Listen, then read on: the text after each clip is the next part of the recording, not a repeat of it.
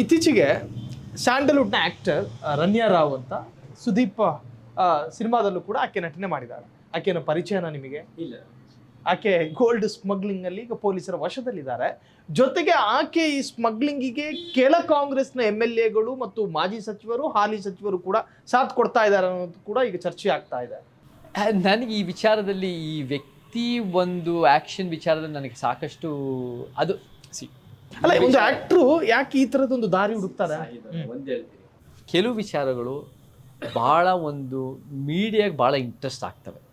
ಇದರಲ್ಲಿ ಏನಾಗುತ್ತೆ ಅಂದರೆ ಅಲ್ಲಿ ರನ್ಯಾ ಅವರು ಯಾರವ್ರ ಮೇಲೆ ಆರೋಪ ಇದೆ, ಅವರು ಸಿನಿಮಾದಲ್ಲೂ ಮಾಡಿದ್ದಾರೆ.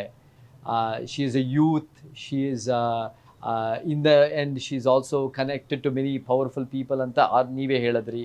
ಅವ್ರ ಫಾದರು ಬೇರೆ ಒಂದು ಪೊಲೀಸ್ ಆಫೀಸರು ಆಗಿದ್ದಾರೆ, ಅಧಿಕಾರಿ. ಆ್ಯಂಡ್ ಈ ಗೋಲ್ಡ್ ಸ್ಮಗ್ಲಿಂಗು ಇದೆಲ್ಲ ಭಾಳ ಇಂಟ್ರೆಸ್ಟ್ ಆಗುತ್ತೆ. So this is almost like ನಾನು ನೋಡೋ ಪ್ರಕಾರ ಒಂದು ಸಿನಿಮಾ ಅನ್ನೋದು ನನಗೆ ಸಿನಿಮಾದಲ್ಲಿ ಏನು ಒಂದು ಕತೆ ಇರುತ್ತೆ ಆ ಥರದ್ದಿದೆ.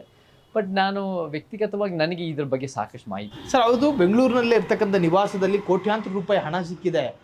ಈಕೆ ಅಲ್ಲ ಸರ್, ನೀವು ಸಾಕಷ್ಟು ನಟಿಯರ ಜೊತೆ ನೀವು ಕೂಡ ಆ್ಯಕ್ಟ್ ಮಾಡಿದ್ದೀರಿ. ಈಕೆಗೆ ಅದೆಷ್ಟು ಧೈರ್ಯ ಅಂತ? ಧೈರ್ಯ ಇರುತ್ತೆ. ನೀವು ಒಳ್ಳೇದು ಮಾಡೋಕ್ಕೂ ಧೈರ್ಯ ಬೇಕಾಗುತ್ತೆ, ಎಷ್ಟೋ ಸಲ ಕೆಟ್ಟದ್ದು ಮಾಡೋಕ್ಕೂ ಧೈರ್ಯ ಬೇಕಾಗುತ್ತೆ. ಬಟ್ ಇನ್ನೊಂದು ಏನಾಗುತ್ತೆ ಅಂದರೆ ನನಗೆ ಗೊತ್ತಿಲ್ಲ, ಅವ್ರ ಕಾರಣಗಳು, ಅವ್ರ ಇಂಟರ್ವ್ಯೂ ನೀವು ಮಾಡಬೇಕು. ಬಟ್ ಎಷ್ಟೋ ಸಲ ಥ್ರಿಲ್ ಅನ್ನೋದು ಒಂದು ಇರ್ಬೋದು ಸಾಯಿಲ್.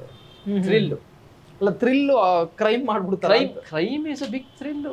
ಇವಾಗ ಫಾರ್ ಎಕ್ಸಾಂಪಲ್ ಆಮೇಲೆ ನಮ್ಮ ಹುಡುಗರು ಕೆಲವು ಸಲ ರೋಡಲ್ಲಿ ಮಧ್ಯರಾತ್ರಿನಲ್ಲಿ ಅದು ಒಂದು ಇದನ್ನು ಮಾಡ್ತಾ ಇರ್ತಾರೆ, ವೀಲಿಂಗ್ ಮಾಡ್ತಾ ಇರ್ತಾರೆ.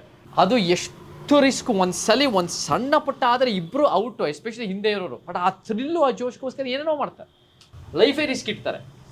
ಸೊ ಈ ರೀತಿಯಲ್ಲಿ ಥ್ರಿಲ್ ಅನ್ನೋದು ಕೂಡ ಒಂದು ಕಾರಣ ಇರ್ಬೋದು. ಅದೇ ಈಗ ತಮ್ಮನೇಲಿ ಅದೇ ಕೊಡ್ತೀವಿ ನಾವು, ಥ್ರಿಲ್ಲಿಗೋಸ್ಕರ ರನ್ಯಾ ರಾವ್ ಸ್ಮಗ್ಲಿಂಗ್ ಮಾಡಿ ಇರ್ಬೋದು. ನನಗೆ ಗೊತ್ತಿಲ್ಲ. This is lot of people do crime for that.